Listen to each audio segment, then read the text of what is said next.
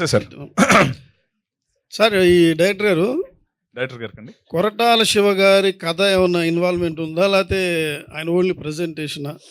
ఆయన మొత్తం 4 గంటల కథని డైలాగ్తో సహా అయిని ఓకే చేసిన సబ్జెక్ట్ ఎందుకంటే ఆయన విజయవాడ బాగా తెలుసు ఆయనకి, ఆ. పక్కన విజయవాడ పక్కన తెలుసు కానీ ఆయనకు కూడా ఆశ్చర్యపరిచేలాగా కొత్త విజయవాడ చెప్పడంతో ఆయన అంటే కొత్తగా అంటే ఇందులో ట్రైలర్ చూసిన తర్వాత వంగవీటి రాధా రంగా కాలం నాటి కాన్సెప్ట్ లాగా అనిపించింది. పోలీస్ స్టేషన్ ఎపిసోడ్ కాదు, వించిపేట ఎపిసోడ్ కానీ అప్పట్లో గొడవలు జరిగితే కొంతమంది వచ్చేసి ముఖముడిగా అరెస్ట్ అయిపోవడం, కేసు ఏంటో కూడా తెలియదు.